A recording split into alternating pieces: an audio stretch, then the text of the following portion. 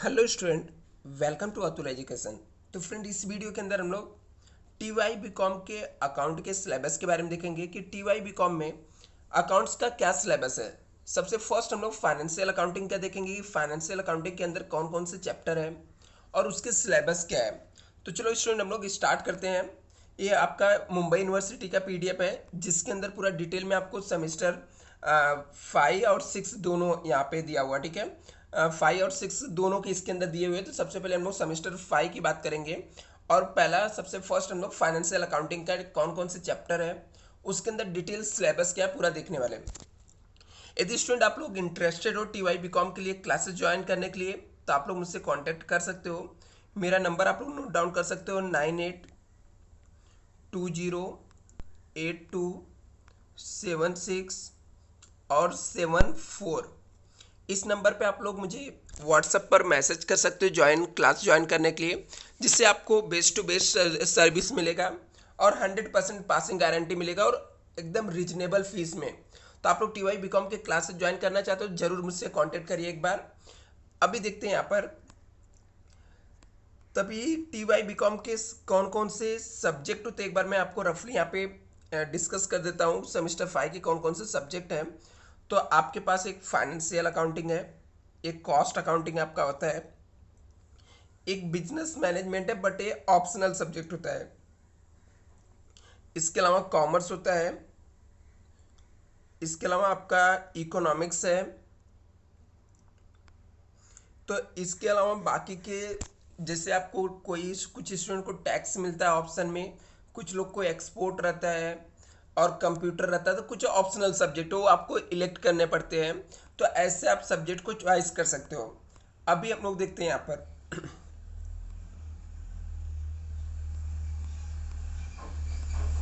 अभी इतने सारे आपके सब्जेक्ट होते हैं जिसमें से आप कोई भी ऑप्शनल सब्जेक्ट इसमें से आप सेलेक्ट कर सकते हो। Trade union, computer system, export, marketing, research, ऐसे।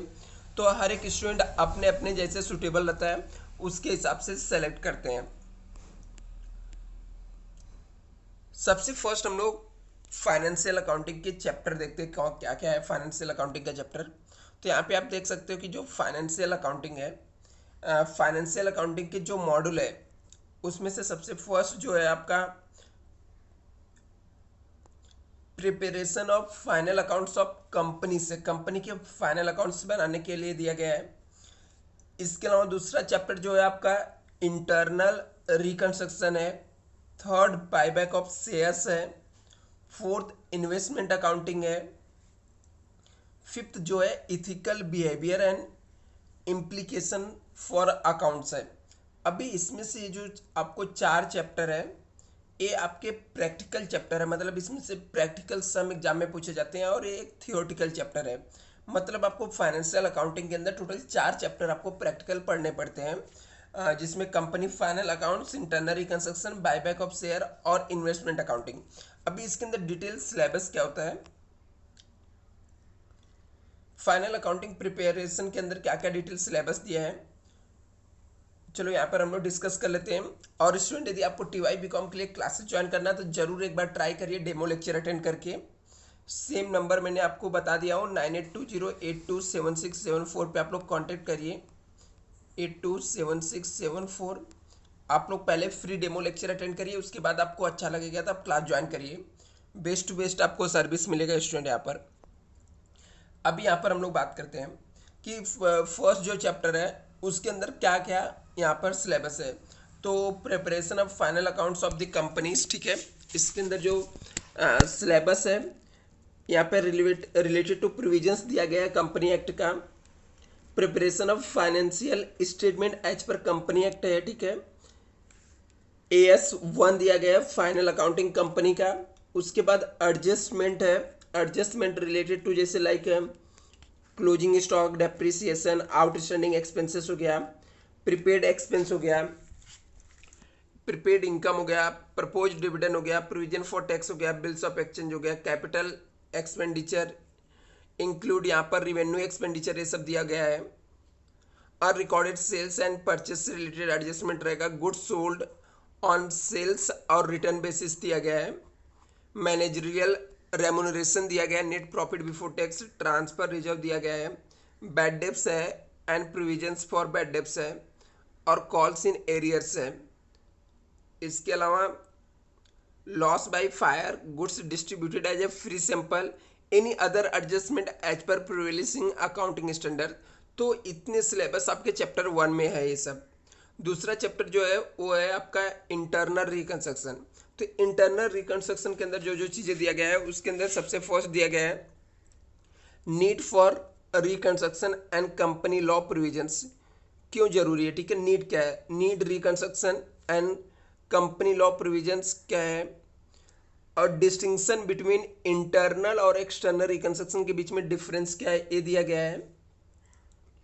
थर्ड है methods including alteration of share capital and variation of shares rights, sub division, consolidation, surrender and reissue, और कैंसलेशन और reduction of share capital with the relevant level of provisions, accounting treatment for the same.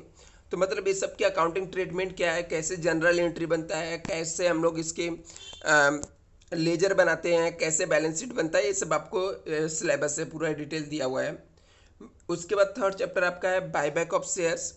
Buyback of shares के अंदर आपको दिया गया है company law, legal provisions क्या है, transfer to capital, redemption reserve account provision क्या है, compliance and condition include sources, maximum limit, डेप्ट इक्विटी रेशियो क्या है, कैंसिलेशन ऑफ शेयर्स क्या है, बॉड बैक क्या है, excluding buyback of minority share holding क्या है, ठीक है।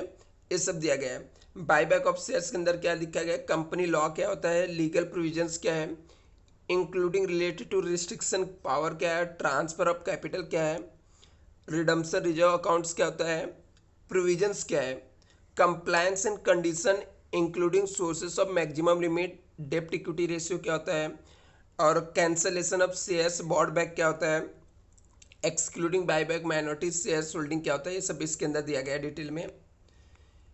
इसके बाद जो फोर्थ चैप्टर आपका फोर्थ मॉड्यूल आता है उसके अंदर आपको दिया गया है इन्वेस्टमेंट अकाउंटिंग है, अकाउंटिंग स्टैंडर्ड 13 के अंदर, for shares variable income bearing securities क्या होता है, उसके अलावा for debenture preference share fix income bearing securities क्या होता है, accounting for transaction purchase and sales of statement with ex and cum interest price.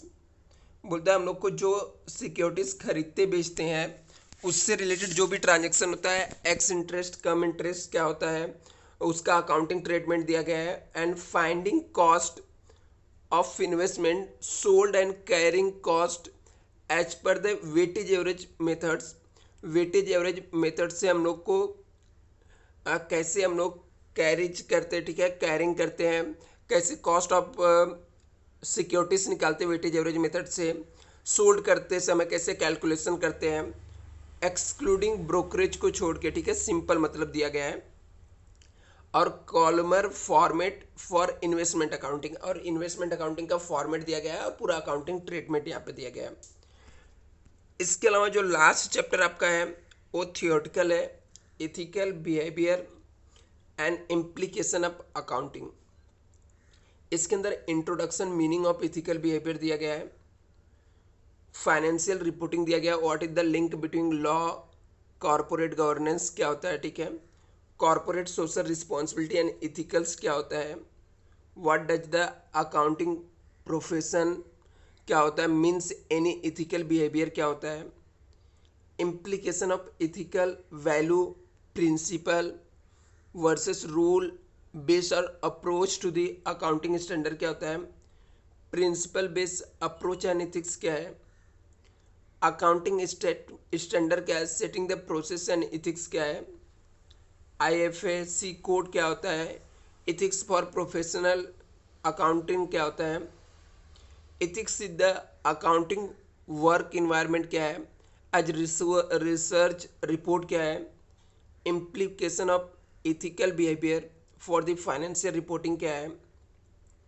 Company code of ethics क्या है, इंक्रीजिंग रोल ऑफ वाइस्टल ब्लोइंग क्या होता है, why should be the student learn ethics क्या है। तो ये पूरा आपके सिलेबस था। अभी होता क्या आपका, हर एक मॉड्यूल से, मतलब आपके टोटल जैसे 5 मॉड्यूल हैं, तो टोटल आपका जो पेपर होता है 100 मार्क्स का पेपर होता है, ठीक है। तो हर एक मॉड्यूल से 25 मार्क्स कवर हो जाता है, जिसके अंदर आपके जो सम होते हैं वो सम कैसे होते हैं, यहाँ पर हर एक चैप्टर से प्रैक्टिकल सम होता है। हर एक चैप्टर से आपको क्या आता है यहाँ पर, जैसे इस चैप्टर से प्रैक्टिकल सम एक 20 मार्क का आ सकता है, अदरवाइज क्या हो सकता है 10 मार्क का प्रैक्टिकल सम आ जाएगा, और 10 मार्क के 2 सम आ सकते हैं इस चैप्टर से, या तो 20 मार्क का आ सकता है एक प्रैक्टिकल, और किसी एक में मतलब जाके। अभी पेपर पैटर्न कैसा होता है, पेपर पैटर्न की यदि बात करें हम लोग, तो 20 मार्क का ऑब्जेक्टिव होता है आपका, 20 मार्क का ऑब्जेक्टिव होता है, बाकी 20 मार्क के प्रैक्टिकल सम रहते हैं, और करके 20 मार्क के, 20 मार्क कभी कभी 10 मार्क के भी होते हैं। ऐसे ऐसे करके 3 सम रहेगा। क्वेश्चन नंबर 1 मान लो ये हो गया, तो क्वेश्चन नंबर 2 ऐसे रहेगा, क्वेश्चन नंबर 3 भी ऐसे रहेगा, क्वेश्चन नंबर 4 भी ऐसे रहेगा। फिर क्वेश्चन नंबर जो 5 रहता है वो शॉर्ट नोट्स होते हैं, जिसके अंदर आपको थ्योरी लिखने के लिए आता है, तो जिसके अंदर आपको ए बी करके 2 क्वेश्चन 10 मार्क के दिए रहते हैं, और करके आपको 6 क्वेश्चन दिए रहेंगे शॉर्ट नोट्स लिखने के, जिसमें से आपको 4 अटेंड करने रहते हैं 5 मार्क्स के लिए। तो ये पूरा पेपर पैटर्न है। आई होप आपको ये पूरा समझ में आ गया रहेगा स्टूडेंट। इन केस कोई भी डाउट रहेगा तो आप लोग डिस्क्रिप्शन बॉक्स में मेरा नंबर है, आप लोग कांटेक्ट कर सकते हो student. Thank you so much.